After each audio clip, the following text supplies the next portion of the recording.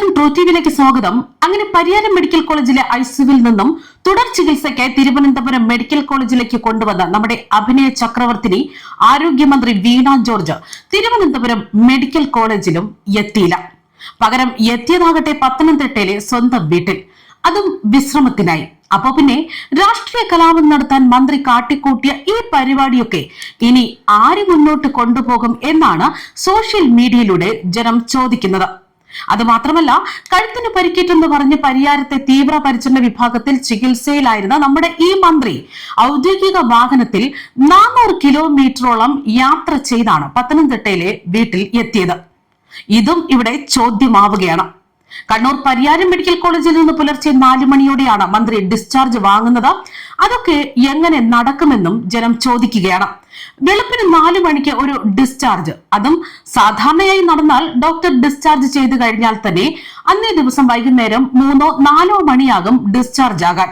പക്ഷേ ഇവിടെ ആള് മന്ത്രിയാണല്ലോ, ചിലപ്പോൾ അങ്ങനെയൊക്കെ ആകാം എന്നാണ്. പിന്നാലെ മന്ത്രി തിരുവനന്തപുരം മെഡിക്കൽ കോളേജിൽ തുടർ ചികിത്സയ്ക്കായി വരുമെന്നായിരുന്നു നേതാക്കളടക്കം അറിയിച്ചത്.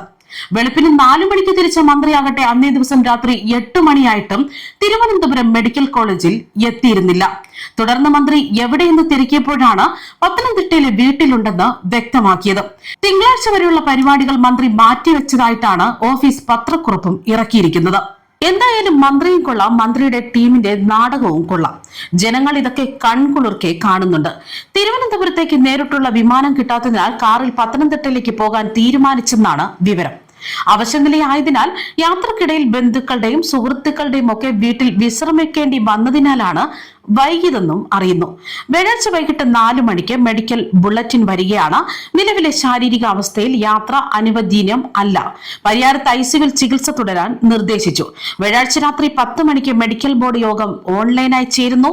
വേദന കുറവുണ്ടെന്നും പരസഹായമില്ലാതെ കാര്യങ്ങൾ ചെയ്യാനാകുന്നുണ്ടെന്നും മന്ത്രി പറഞ്ഞു. ഡിസ്ചാർജ് ചെയ്യാനും തുടർ ചികിത്സ തിരുവനന്തപുരത്തേക്ക് മാറ്റാനും തീരുമാനിച്ചു. വെള്ളിയാഴ്ച പുലർച്ചെ 4 മണിക്ക് പുലർച്ചെ മന്ത്രിയുടെ ഡിസ്ചാർജ്, യാത്രയാകട്ടെ കാറിലും.